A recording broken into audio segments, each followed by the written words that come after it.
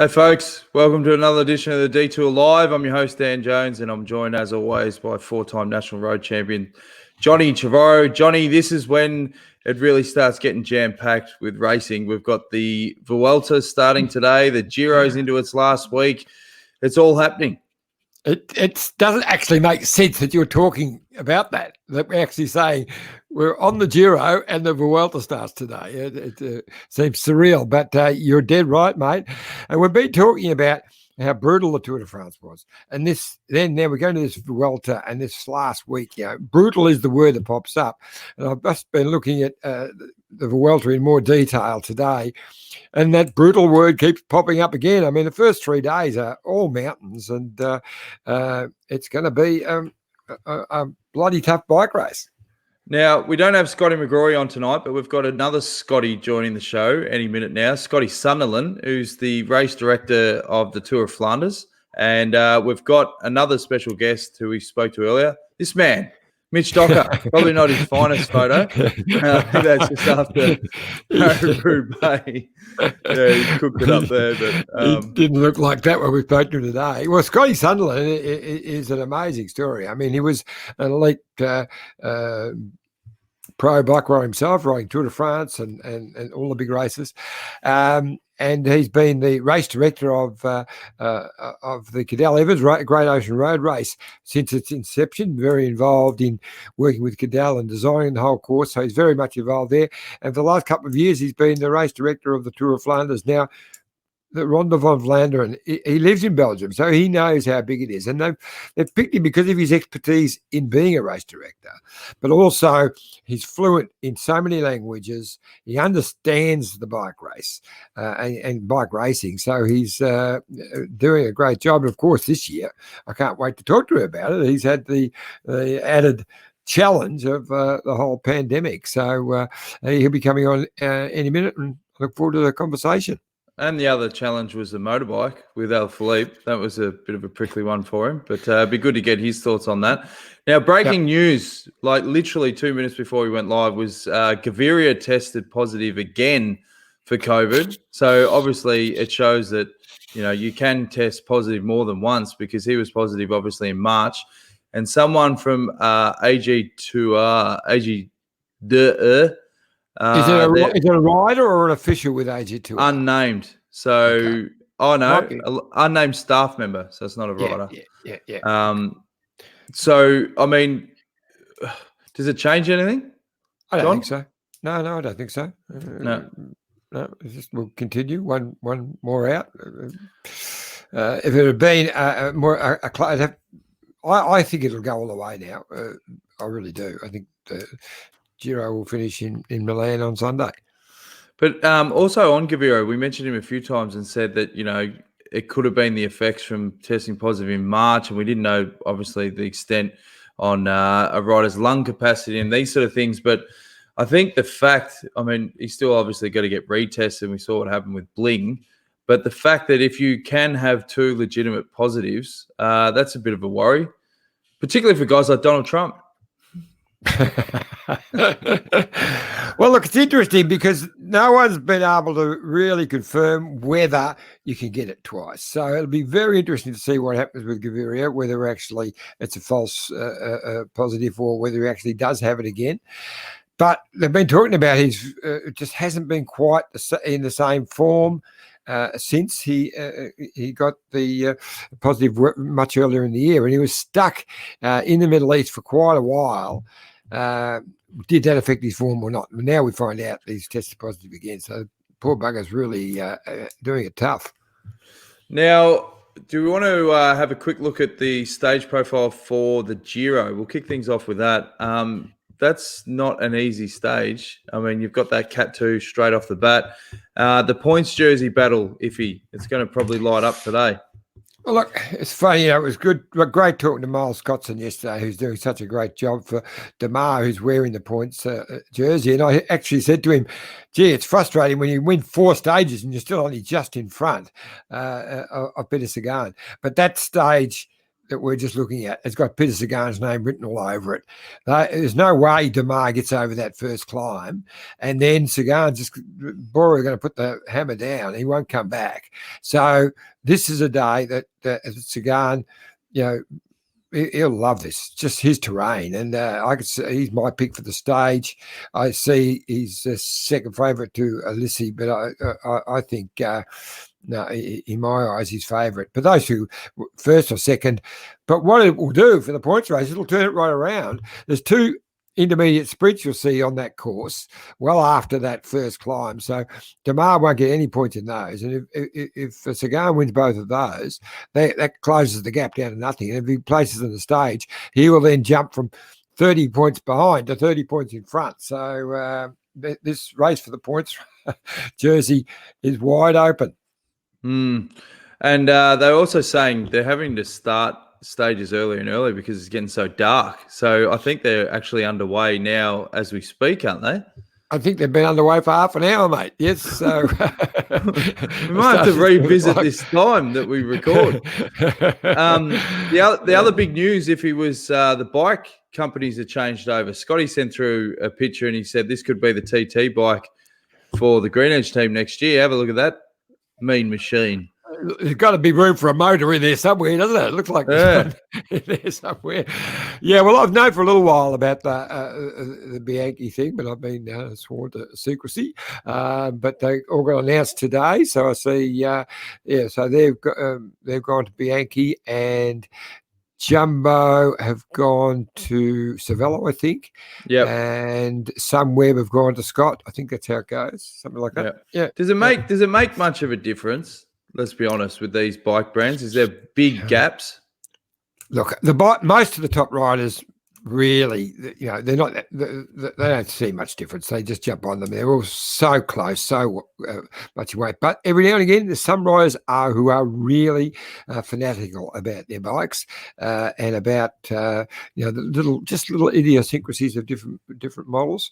But look, I don't think there's going to be. I've been talking with the guys at Mitchelton. They're quite excited to get onto the Bianchis. So. Yep, and Jumbo haven't gone too bad on them this year, have they?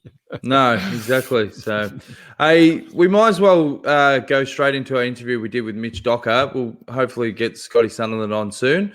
But this, I'll give him a flick to see.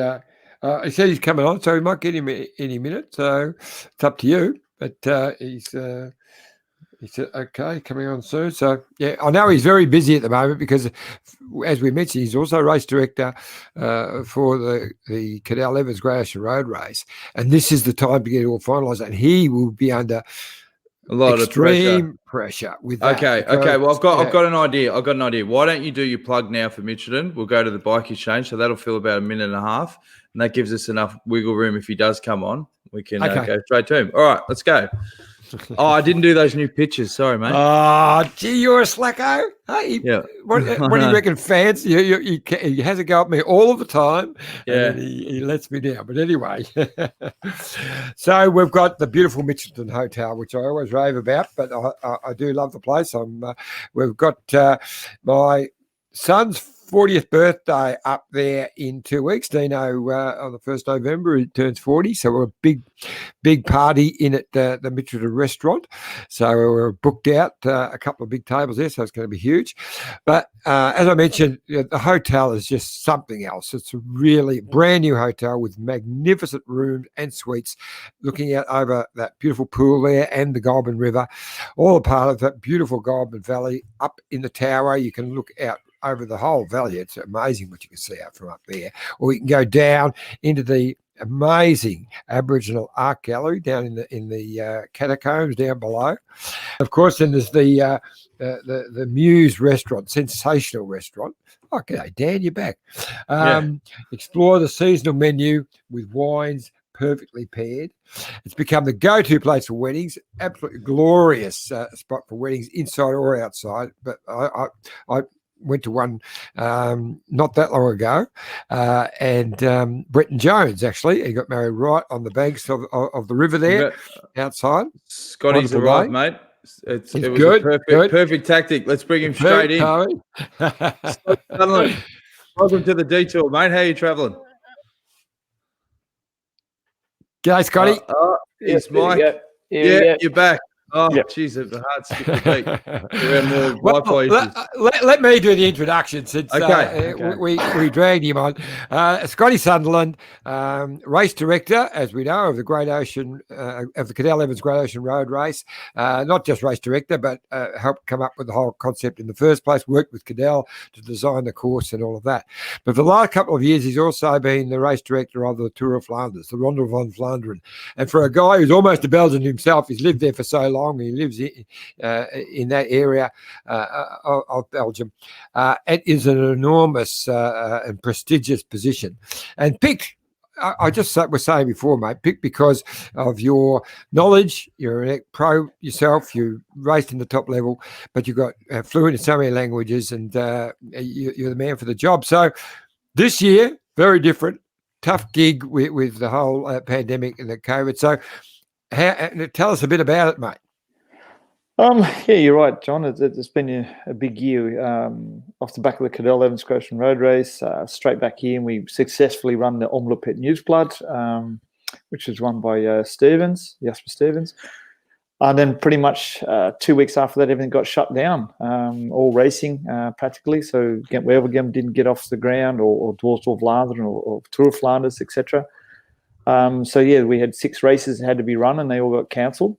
And from that 6 races, fortunately, CEO Thomas van der Spiegel was able to work together with the Flemish government and health, and then also with the UCI on the repackaging of the restart for the end of season races, including the Tour de France and Giro and all the rest of it. So that all kicked off again beginning of August, and 4 of our races were part of that rescheduling of races for the end of the year, which instead of being in the spring, we're in the autumn, which was quite clear by the images. Instead of seeing the blooming leaves on the trees, we're seeing the falling leaves, which was quite different. Images that hopefully we'll never see again.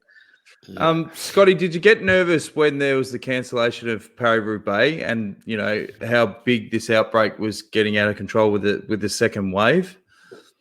It was a tough one all the way around. I think we probably spent a lot more time in the detail right at the very beginning.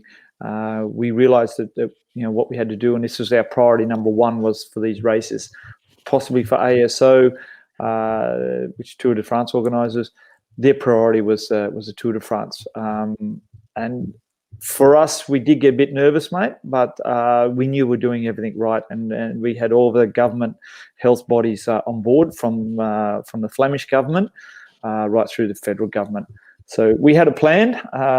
Everybody within the team was working that plan, and the big thing that made it successful then was that the public listened and stepped up. They were asked to stay at home. They were asked to just watch on TV and enjoy it, sit back and get this small bubble of family, etc., together and kick back and watch and enjoy the race.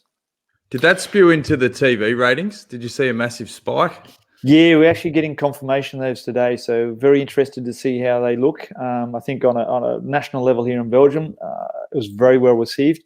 We went from, I was saying to JT earlier, we went from 1 million people being on the side of the road during the Tour of Flanders to actually only having people pretty much stand in their driveways, and that was it. There was a sprinkling of people along the roadsides, which was also obvious from the view. Like, I mean, Quaremont, Puttersburg, those 2 climbs, which we do 3 times, those alone have 30,000 people on them, and they had nobody. I mean, literally, if you didn't live there, you weren't allowed to be out, and they weren't. So hopefully that all translates into massive spikes in our viewership, not just nationally but internationally. I was impressed, Scotty, with the way you guys did that, the way you promoted it, where the organisation didn't even tell people where the route was going to be at one stage. Because my challenge for me has been, while the Tour de France was fantastic for the sport, when you're attracting people from all over the place into an area where there's serious spike in the pandemic, and then they're going home, that's got to have a detrimental effect on everybody. Whereas the way you've done it, and the way the Vuelta is now promoting it as well, just if it's coming through your town, go and have a look and go back and watch it on your town. Don't drive to another area. And that's the message you seem to be doing really well. Yeah, look, man, that was purely the message. If you didn't live on the route, on the course, then just stay at home, please. Respect to everyone who's also living in that area that you're coming into, but also respect, please, to the riders by not going. So show your respect to the riders and don't turn up. You look like something off 60 Minutes at the moment, mate, with the shadow. Yeah, just It's gone dark. I think my camera's just gone readjusted. Yeah, there you go. Light. Yeah, perfect. There we go. Now, obviously the big talking point of the actual race itself was the incident with Alaphilippe and the race jury motorbike. What was your take on that, mate? I think we all know Alaphilippe and Wout van Aert even mentioned it in one of the things there that he's such a nervous rider, which is beautiful to watch. But I think this a moment of lapse of concentration. He was talking to his team. He was really concerned about what was going on. And if you look at actually the race, why he would have been listening to what was happening is the team tactics was playing out behind. Alaphilippe was with Van der Poel and Van Aert. But in the chasing group behind, there was two more teammates. So there's a chasing group of 4 with 2 teammates. So you imagine the odds, how that would have turned around if he still stayed in the race and they were able to close up. So he was getting the orders, soft pedal in front, let Asgreen and Lampard catch you, and then you're sitting in the driver's seat. But unfortunately, he took himself out, and then also Lampard was able to finish with a 5th, a very credible and strong 5th, but it's always a question of what it could have been. But from our perspective, we're not part of the commissaires and stuff from the organisers' side of it. There was some debate about there was a bend towards the right, but it was a very slight bend to the right. The motorbikes were doing what they have to do. I mean, this happens 1,000 times a year. This process of the motorbike dropping back to go behind the riders, and there's only 3 riders. And at that point, when they had to choose a side, the camera motorbike was on the left, and there was a clear gap on the right with the riders in the middle of the road, so they dropped back on the right. It's one of those things, and I think if Alaphilippe hadn't been speaking to his team at that particular moment with only one hand on the handlebars, he could have avoided it, but it didn't happen, unfortunately. Well, the good thing is I'm sure Lefebvre would understand that situation pretty well and he'd be pretty calm. So.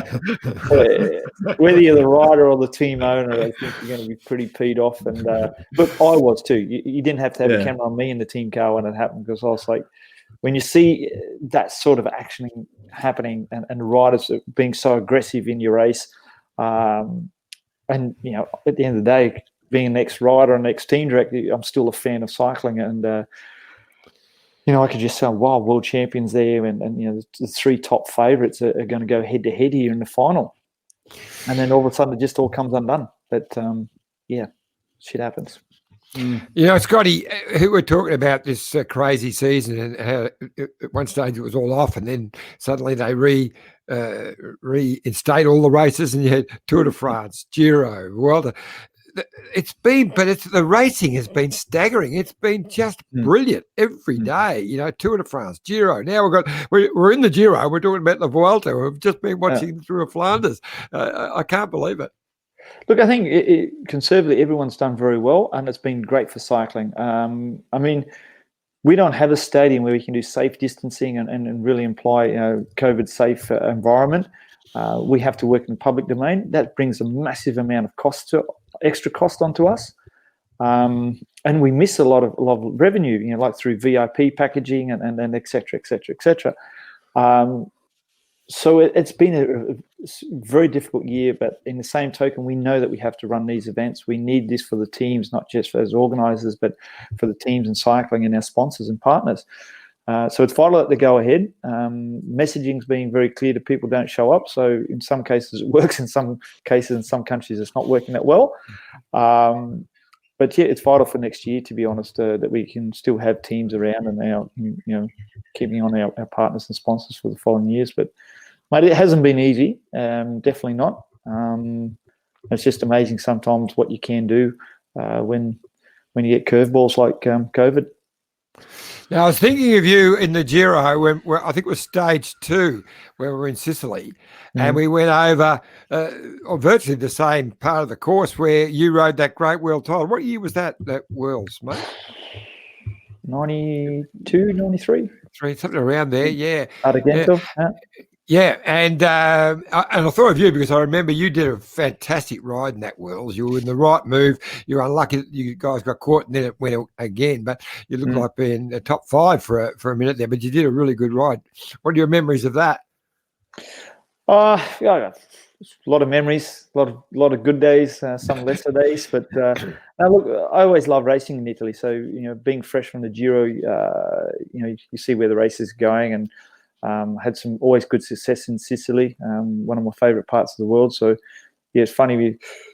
I watched those stages too in Sicily, and we were actually thinking about when we actually get out of this COVID, planning another family holiday down there. But, mate, there's so many memories that cycling's given me through the years, both in Australia and overseas here. So, just too many to recollect. Hopefully, I would be able to remember them as we keep getting on. Don't lose them. But mate, some beautiful memories cycling's given me, that's for sure. I'm sure it's the same for both of you guys as well. Oh, definitely. Yeah, very much.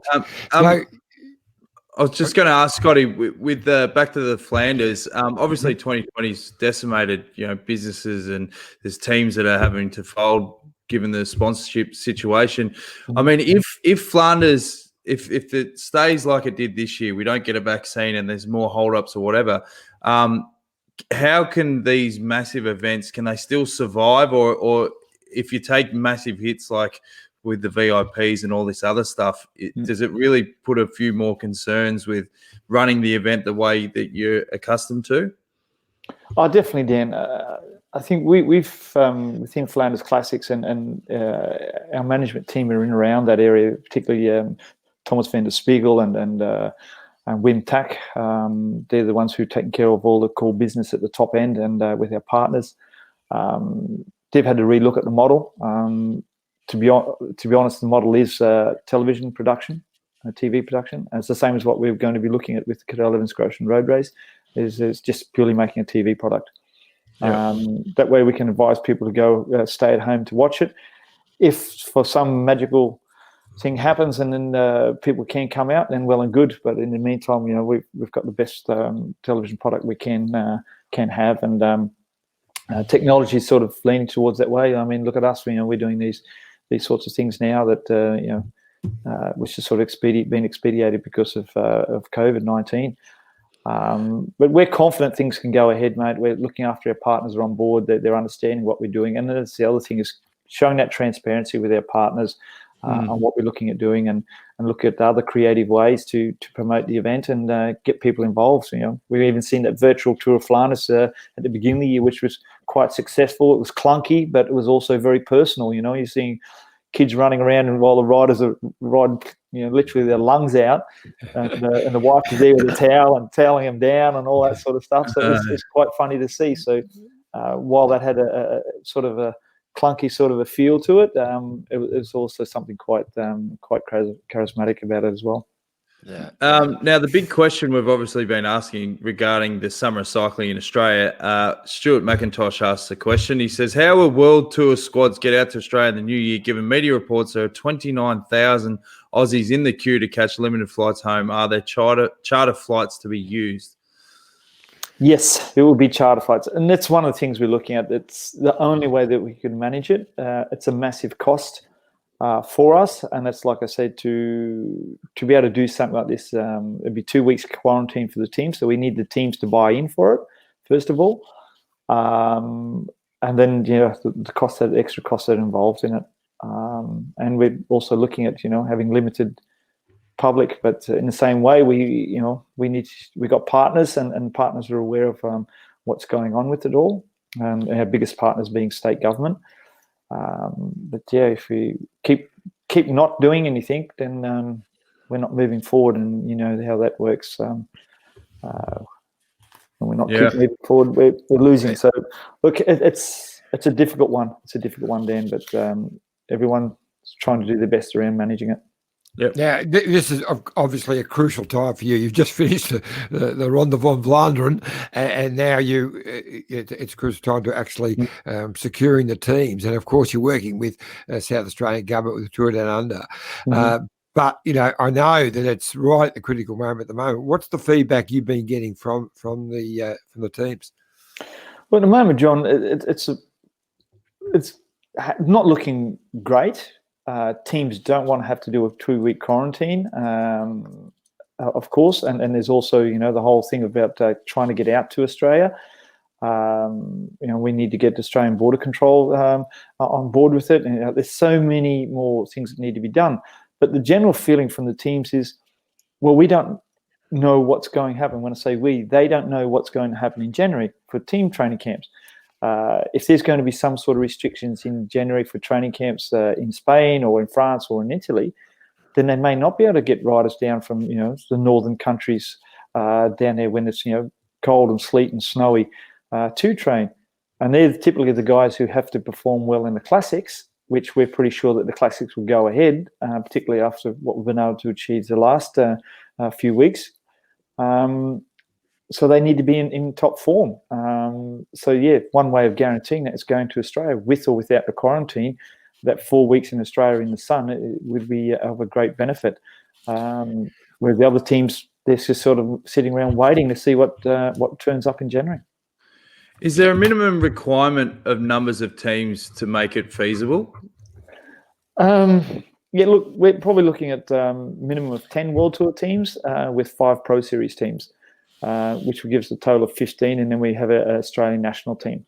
Yeah, that's still quite a lot of teams. It's been similar to what we've had in Cadel Evans Groschen Road Race as well. We've been sitting around that 16 international teams each year, and we've seen the 2020 version very exciting, right down the wire, and with the biggest stars and biggest teams being a part of it. So I do think it can still be a great racing for us. It'll be a COVID edition, which everybody's sort of hashtagging now, unfortunately. But the COVID editions are what they are, and we've seen successful World Championships run and Tour de France and the Giros.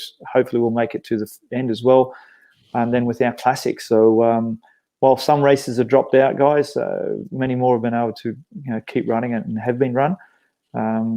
So, mate, I'm just a guy who's glass half full all the time. I just don't want to look at the negative until the flag has to go up. So that's just the way we got to look at it. Yeah, that's it. As you said, you got to keep moving forward and hope for the best and hope that things clear up.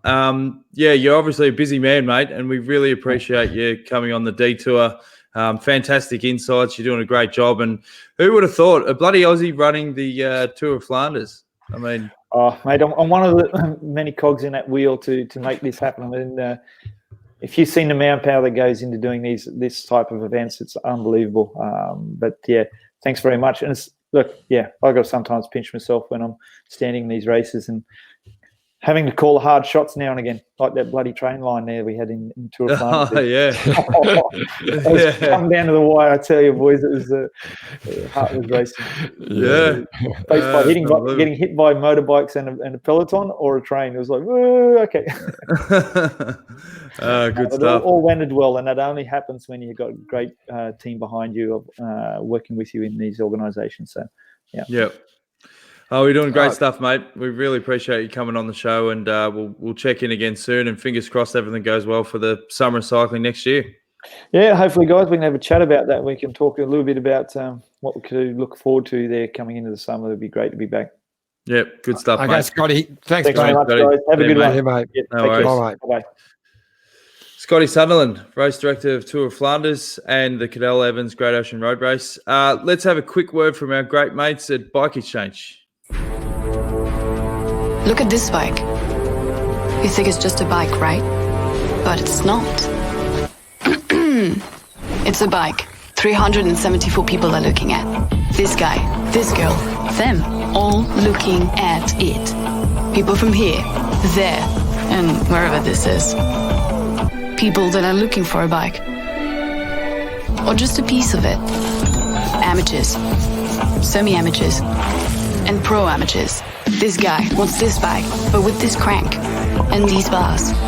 this could be the perfect match. But not this one. This girl has a bike to sell, and thousands of people might purchase it. Eyes on Bikes help grow small businesses. His, hers, yours, and the latest data and insights help those businesses keep moving. We are the world's #1 bike marketplace, with over 500,000 products and 900 brands, where buyers and sellers are brought together in a place where a bike is never just a bike. Bike Exchange, where the world buys, sells, learns, and rides. What were your takeaways from that chat then, John? From Bike Exchange? No. Look, he's definitely a glass half full, but he's very worried. Summer of cycling is looking very, very patchy. Whether we can get the internationals, it'll definitely be a summer of cycling, but it might be more a homegrown version. I think I've got more and more doubts, especially over the last few days. Talking with different people. So hopefully, hey, I'm normally the glass half full man too, but there are lots of little things popping up. But, I'm very impressed with the job that Scotty does. The Cadel Evans Great Ocean Road Race is a wonderful event, fantastic race. And I like the way he thinks about, it's a television package, TV. Yeah. It's what it's all about, and he's spot on.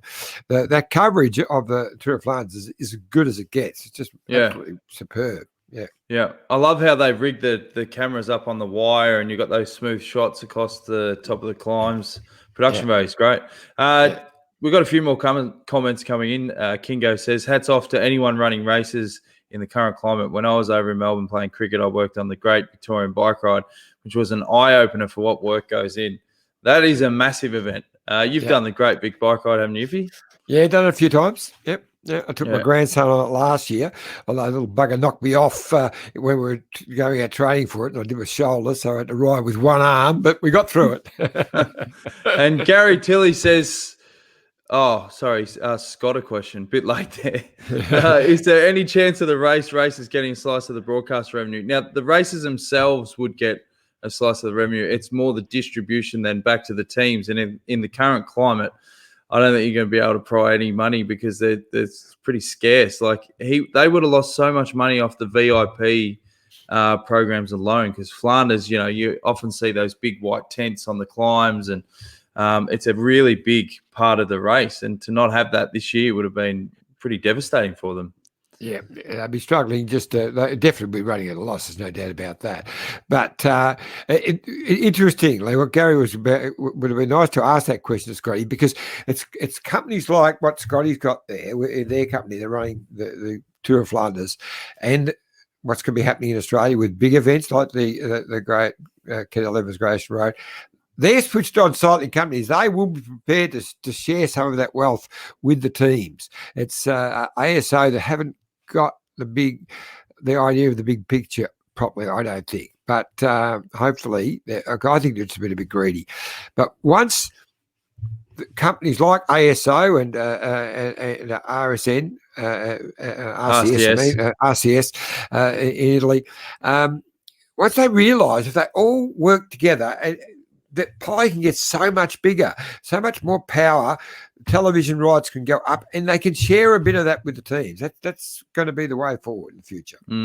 Well, they've been battling on for 15 years at least to try and get a slice of that pie, and can't even get a bloody crumb at the moment. Even the prize money, like the prize money for the Tour de France, has not gone up in 20 years? Not much, no, only marginally. Tired asses. Anyway. We caught up with Mitch Docker, as we said earlier, just before the start of the Vuelta, and here's part one of our chat with Mitch. All right, we're lucky to be joined by a guy who's probably well known for being a podcaster as well. Life in the Peloton, Mitch Docker. Mitch, how are you feeling on the verge of the Vuelta kicking off, mate? I'm feeling good now. I think it was good to get here finally, because before I came to the race, there's this bit of uncertainty. Is the race going to go ahead? It's so late in the year. Some guys are stopping their season. Everyone's relaxing. But actually, once I finally got away and got to the race, I feel like I'm much more focused. much more ready to do the race. It's nice being in the bubble over here, so I'm ready to kick it off today. Well, Mitch, I was just looking at the profile for your next 2.5 weeks, and gee, it's a brutal race. I've been talking about how brutal the Giro is this year, but you've only got 4 sort of flattish stages, and the rest have got mountains everywhere. So you can't be looking forward to all of that. This is a hard race, as you guys have probably know from the previous years. They always make this a really tough race, and I always seem to draw the card of doing it. So I think it's going to be really tough. I think it'll just be depending on how the peloton races it. That's always the way things are. Sometimes even if the profile's not too hard, but the peloton races it really hard, it can be a hard stage. So I'm really predicting this first week's going to be really, really solid. After that, I don't know. It'll just depend on what the peloton's doing and how much motivation is still left in everyone's legs. Now they often, sorry, mate, you go. They often refer to as the Vuelta as the Tour de France with a hangover. How do you find the vibe in the Vuelta? Like I said, sometimes you sort of get this feeling where the wind comes out of the sails a little bit towards the end of the Vuelta, the last week. It's the end of the season. Some guys have already left to go to the World Championships or their preparation. So there can be a bit of a feeling like, the race sort of gets a bit more relaxed. But I don't know what's going to happen this year. I think it potentially could go 2 ways. It could really get very relaxed very quickly because a lot of people are like, you know what, it is almost November and everyone's, a bit tired. But it also could go the other way. A lot of people don't have contracts still. A lot of guys haven't had a lot of racing, myself included. I haven't done a lot of racing this year. So it could also just amp it up and just turn into a really crazy race. Yeah, I don't know. I don't know if I want the latter. But mate, if you go on how this season's been, every race has been a crazy race. The racing's been amazing. But I was curious because you would normally ride Paris-Roubaix, which has just been cancelled, of course. Were you originally down for Paris-Roubaix and then that changed, or what was your go? Down for Roubaix. I was down to do Amstel Gold Race. That was when I was going to head up and do some of the classics, Amstel, and then Flanders, and then Roubaix. That was my sort of little schedule there. But as soon as Amstel got cancelled, it started looking like my schedule was going to be pretty thin with an uncertainty of Roubaix. And the team came to me and said, look, there's a chance you could do the Vuelta. And I thought, as much as I love Roubaix, maybe it's not going to go ahead. And I've trained bloody hard and I wanted to do some racing. So I thought I just weighed it up and went 3 weeks of racing or 3 days of racing, and I went for 3 weeks of racing. Well, you left scrambling, Mitch, given that the first week particularly is so hard. There's so much climbing with your training because it's obviously a different prep for a race like Roubaix. It is, but I was training for the Giro initially, and unfortunately Magnus Cort Nielsen, he got COVID back just before the start of the Giro, and we were going there as a little package. I was supposed to be helping him in the lead-outs. And then when he couldn't go, then obviously they said, look, Mitch, we're not going to take you to the Giro. So I'd done a whole lot of Grand Tour prep there, but I sort of thought it's going to be easier if I do Grand Tour prep and I just go to a classic opposed to the other. If I go do classics preparation and then all of a sudden they say, hey, Mitch, you're going to the Giro, I think I would have been a little bit of fish out of water. So I took on that approach. I thought I'll just train for a Grand Tour, and if I don't go to a Grand Tour, I can always go back to a classic and I can do some short intensity stuff in a couple of weeks and try and peak up for the classics and maybe have a little bit more food and a little bit more food and drink just to get that weight back on too. So that wasn't going to be a problem. That's for sure. How is Magnus going? He was a bloody character when I worked with him back in the Green Edge days, and he actually had a cracking Vuelta. I think it was 2016 where he won 3 stages. Absolute hilarious bloke to have on the bus. He is funny. He's actually, I haven't seen it yet, but he's doing this new thing. He's put it up on his Instagram where he's interviewing himself. He's had this idea where he's going to interview himself on camera, and he's just changing personalities on camera as he does it. I have to have a look. He did his first one yesterday. So that's the sort of thing he does. He's a bit of a wacko sometimes. And he's a guy that only ever wore jeans. He only ever wore denim.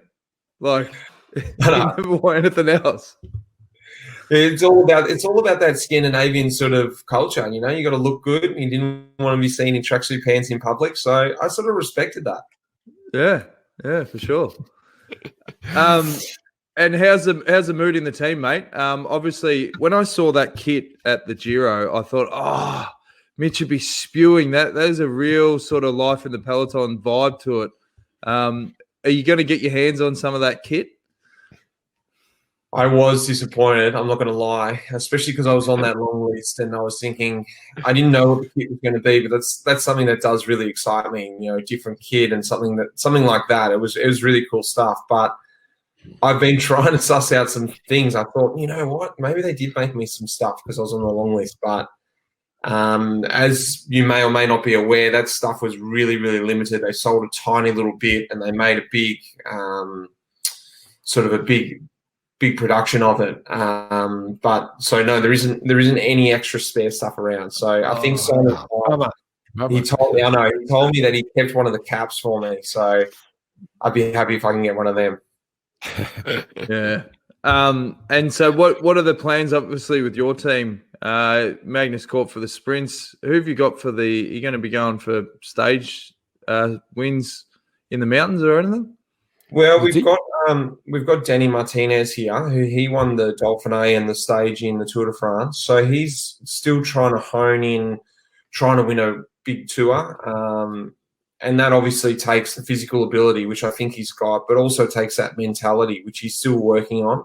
And he wants to try and, even though he is moving teams next year, it's like a project that they've been working on here, and he wants to continue to do that project and strive to try and do that, ride through 3 weeks aiming to win a Grand Tour. That's something that is very difficult, I think. Then we've also got Woodsy. Woodsy's going to be going for stages. We've also got Magnus, like you said, going for stages. TJ Van Garderen, who's going to be there for support, who's going to be right up there in the mountains. And then the rest of us will just do whatever else is left. We can't let you go without talking about your podcast, Life in the Peloton. It's just gone strength to strength, mate. You must be pretty happy and proud of the success you've had with that over the last 4 or 5 years. Yeah, it's been very good. Mainly just for myself. It's been okay, especially this year. It's been a great distraction when we haven't been riding. I've had something else to really sink my teeth into, but even in the other years, something that I love doing with it is chatting to the different guests and picking their brains and using some of that knowledge for myself. So even though it seems like I'm putting it out for everyone else out there so they can understand what life is like in the pro peloton, it actually is a great way for me to understand what other pros do, how they tick, and I actually end up just asking them the questions that I want to know. So it's been very good for me, and also the people listening. I think there's been some great feedback and a little bit more understanding of what life is like as a pro. That was part 2. I tried to play the clips back to back, but then there was 5 seconds of silence, so people would have been thinking we had technical difficulties. But here's part 3 of our chat with Mitch. Yeah, well, I want to know 2 things really. But firstly, what are your plans for next year? Have you got anything actually signed up for next year? What's your deal? I've just been in negotiations with the team. It's looking like I will stay on with EF. So nothing's been signed on paper, but it's looking like things will happen. It's ridiculously so late this year, but that's the way things are, and the team has been in a bit of trouble itself. So it's looking great. Like, I think to be able to go on again with this team, I definitely wanted to stay involved with this team because it's something that I really got to enjoy the last 3 years, and it's looking like I'll be able to stay on next year and ride on for another year with them. And the other thing I was going to ask is about, do you think you'll get back to Australia? I'm getting the vibe that because TDU is not going to be mandatory for the teams, that most won't be coming back. I've got a feeling it might be on. So have you heard what EF are doing as far as coming to Australia? I haven't actually. I did speak to Tom Southern about this topic probably a week or so ago. And look, he was just a little bit skeptical about if all teams would go out, with the quarantine in the Hilton, or what that quarantine would look like. I'd be a big fan of going back out, because as it stands at the moment, I don't think we'll go back as a family for Christmas. I think we'll stay in Europe. It's just, I didn't even know, one, if we would be allowed to get in, and secondly, if we could get back, I just couldn't fathom doing 2 weeks in a hotel with 2 kids. That just doesn't seem justifiable for me. So we're just going to stay over here. We're going to do Christmas and roll on to next season. If that meant I could go back for Down Under, that'd be great. But I don't think my wife would be too happy if I got to sneak back to Australia and she had to stay in Europe. Yeah, it makes sense, mate. And I think that's a general consensus among most riders, particularly that 2 weeks. It'd just be a nightmare. Like, geez, with 2 kids in a small room, I mean, it's hard enough to entertain them with space. Well, I think I've been talking to Stewie quite a bit, and of course, it was going to be his first year as the race director of the TDU, and they'd worked on a fairly good structure where you'd have a whole level, you'd be able to go training as part of the lockdown. That was all being done, but it's looking harder and harder, I know. It's a funny thing, like when I said it was going to be a nightmare, it's probably not what guys like Stu and that want to hear when I'm talking down the processes that they're doing for the quarantine. Yeah. Well, look, it really is a challenge for them, and every time they come up with a solution, another problem gets thrown at them. And when you've got the teams not being mandatory, they're going, do we want to go through these dramas if we don't have to do it? And they're weighing it all up.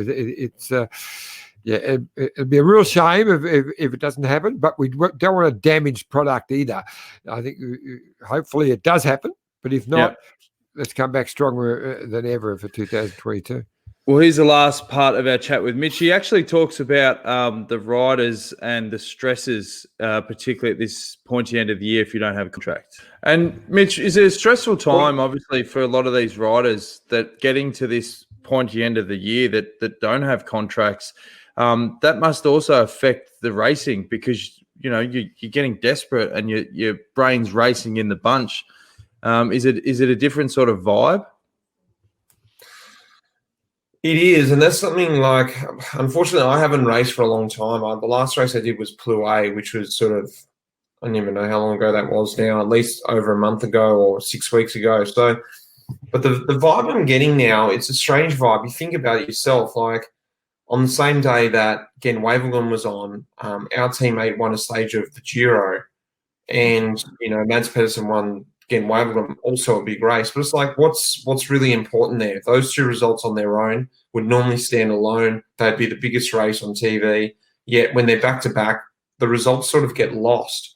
So I'm sort of getting a feeling this year that our team especially has almost had one of their best years ever, yet that's not going to really reflect on next year's budget or what our team can do next year. It doesn't mean like our team's going to get new sponsors or anything. It actually means the opposite. We're not really getting more sponsors. We're actually got a reduced budget. So it's a funny year to get results. Even though you might be getting great results, it's sort of getting the feeling like they don't mean anything anymore.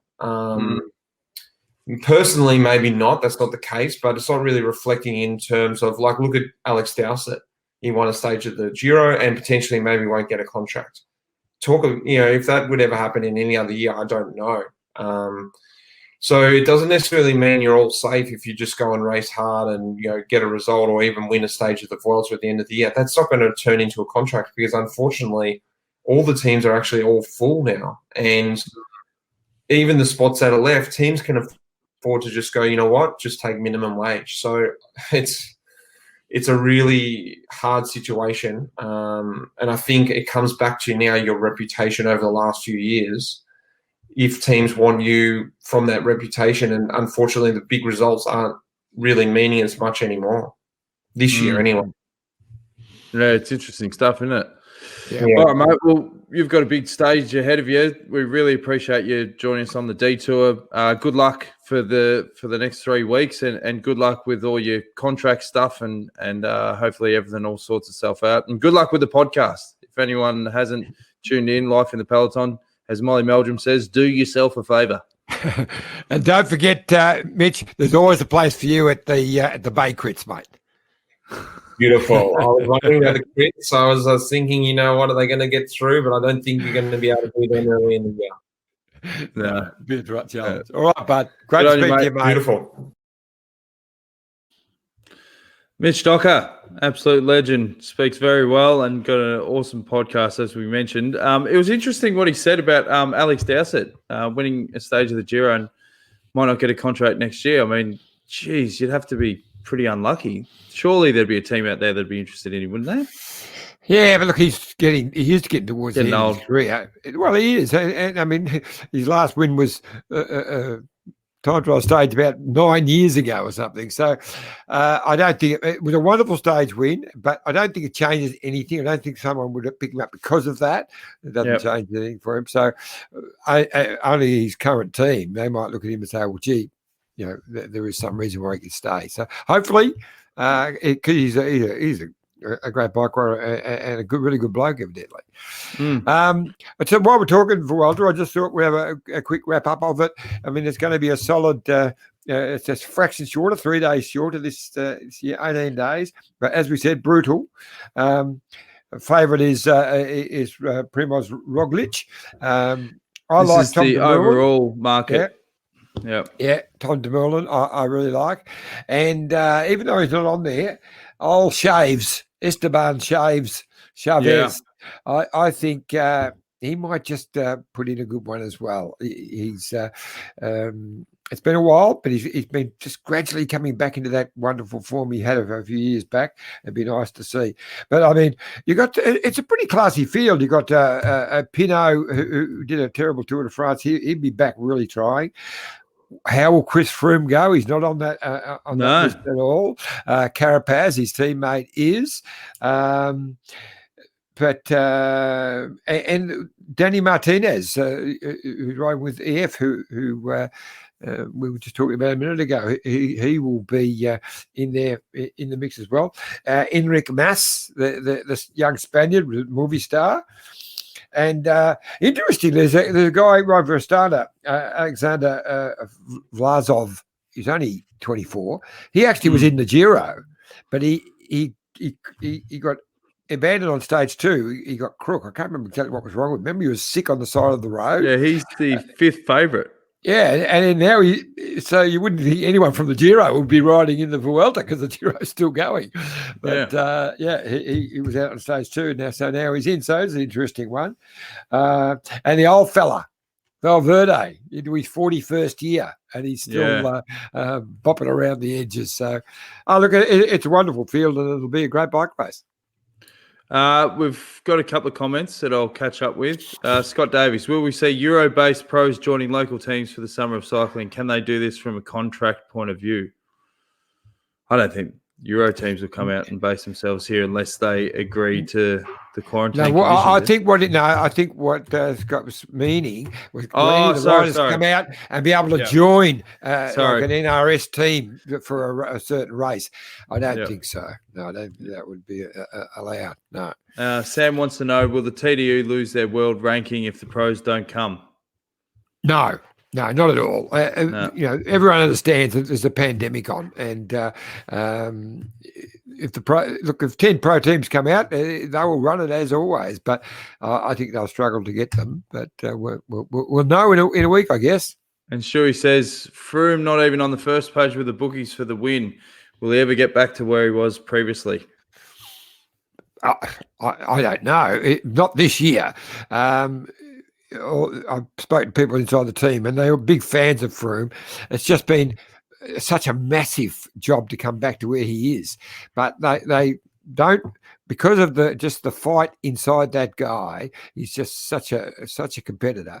No one wipes him out for next year. He'll, with a team built right around him, he will definitely be knocking on the door of one of the Grand Tours next year. And the Tour de France is the one he wants, of course. All right, let's have a look at the profile again for the stage 1 of the Vuelta. Pretty filthy start.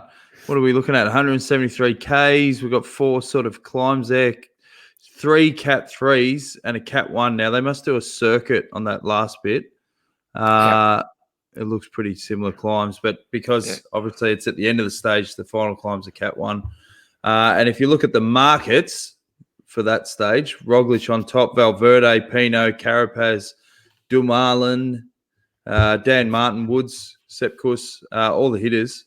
It'd be interesting to see how Roglic has pulled up after being on top of his game for so long. That'll be the question. Yeah, I'll throw a left fielder in there. I'll go Woods for the stage. Yep. Okay. Looking at it again, I will go. Oh, geez, that's tough. I'll go Chavez. He's paying $26. He's not on that page. I'll just back him in. Why not? Good. All right, and the Giro, which has already started. Let's have a look at the stage again. You like Sagan at $11, and the stage profile again, as we saw, it's going to light up for the points classification. They're just about here now. I was going to show you, and they're about to go here, and Damar's going to go back here. You realise that people can't see your fingers when you do that, John. Oh, okay. Jeez, technically dyslexic. All right, well, that wraps another massive show, Iffy. We'll have plenty more guests tomorrow night, and we'll stick to 7:30 again. And I think we'll only tweak it on Saturday when the grand final's on. One last thing. And one last thing. Lift your game. Get some photos of Mitchelton. You cut my Mitchelton ad short tonight, so we'll have to get some new photos in for tomorrow. Oh, and a shout out to Jenny. Good evening down in Iffy. How are you? And Caroline Harbeck. We love both you. Love your camaraderie is brilliant. So thanks for all the support. It's not camaraderie. We don't even like each other. This is all just for the cameras, isn't it? But yeah, thanks for all the support, guys. If you haven't subscribed, turn on your notifications on YouTube. Tell all your mates. Give us a rating and review on Apple iTunes and all that jazz. We'll see you again tomorrow at 7:30 Australian Standard Time.